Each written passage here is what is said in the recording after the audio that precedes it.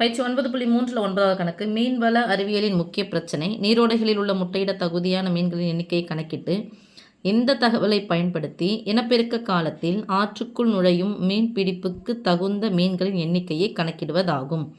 S என்பது முட்டையிடும் நிலையில் உள்ள மீன்களின் எண்ணிக்கை மற்றும் ஆர் என்பது மீன் பிடிப்புக்கு தகுந்த மீன்களின் எண்ணிக்கையாகும்.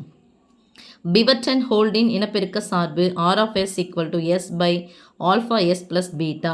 இங்கு ஆல்ஃபா பீட்டா என்பன மிகை மாறிலிகள். இந்த சார்பு இனப்பெருக்க நிலையில் இருக்கும் மீன்களின் எண்ணிக்கை தேவையான அளவு அதிகரிக்கும் போது அறுவடைக்கு தகுந்த மீன்களின் எண்ணிக்கை தோராயமாக மாறிலியாக அமையும் என நிறுவுக. இந்த ஃபங்க்ஷன் கொடுத்துருக்காங்க இல்லையா, இந்த ஃபங்க்ஷனுடைய ஆன்சர் என்ன வரணுமா, நமக்கு ஒரு மாறிலியாக வரணும். அந்த மாறிலி இங்கே என்ன கொடுத்துருக்காங்க, ஆல்ஃபா பீட்டா கொடுத்துருக்காங்க. அதை வச்சு தான் இப்போ வரப்போகுது. இது நீங்கள் கணக்கு போடும்போது அது எப்படி அந்த மீன் பிடிப்பு தளத்தில் இதை நடக்குது அப்படின்றத உங்களுக்கு நான் சொல்கிறேன். ஓகே, இப்போ அவங்க கணக்கில் என்ன கொடுத்துருக்காங்கன்னா சாமி, இப்போது ஒரு நீரோடை இருக்குதுன்னு வச்சுக்கேன். அது ஓடையோ நான் என்ன பண்ணுறேன், ஒரு குளம்னு எடுத்துக்கிறேன். இந்த குளத்தில் என்னென்னா எல்லா மீன்களும் கலந்தான இருக்கும். நல்லா வளர்ச்சி அடைந்த மீன்கள், முட்டையிடக்கூடிய மீன்கள் எல்லாமே இதில் மிக்ஸ்ட் ஆகிருக்கும்.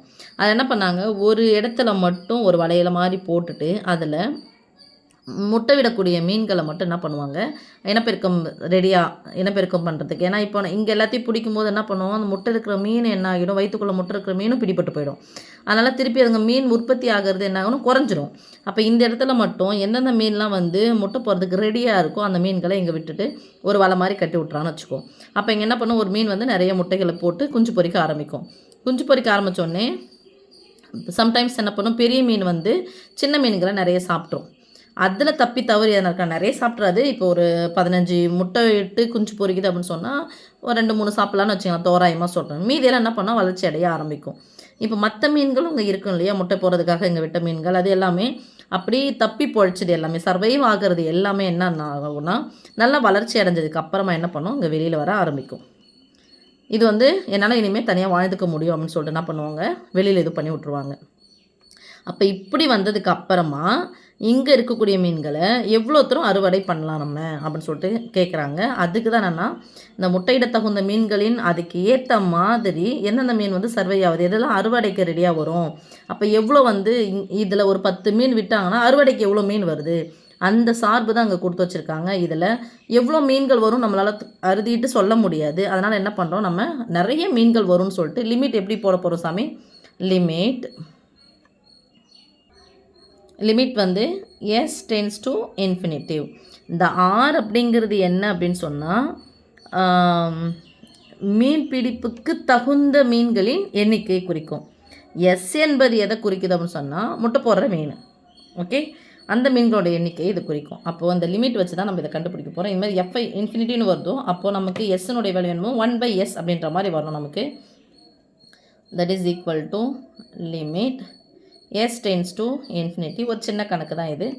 எஸ்ஸு அப்படி இருக்கட்டும். இங்கே எஸ் பொதுவாக வெளியே எடுத்தலாம். பொதுவாக எடுத்தால் என்ன பண்ணும், ப்ராக்கெட் போட்டால் கேன்சல் பண்ணணும் 1 டைம். அப்போ ஒரு ஆல்ஃபா ப்ளஸ் இருந்துச்சு எடுத்துட்டோம், இல்லைனா என்ன பண்ணணும், வகுக்கணும். அவ்வளோதாங்க. பெருக்கல் வந்துச்சு நாங்கள் என்ன பண்ணணும், வகுத்தணும். அப்போ தான் இது ஆகிடும், கேன்சல் ஆகிட்டு பீட்டா மட்டும் கிடைக்கும். இப்போ இந்த எஸ் என்ன ஆகிடுச்சு, 1 டைம் கேன்சல் ஆகிடுச்சு. That is equal to limit s tends to infinity 1/α plus beta by S.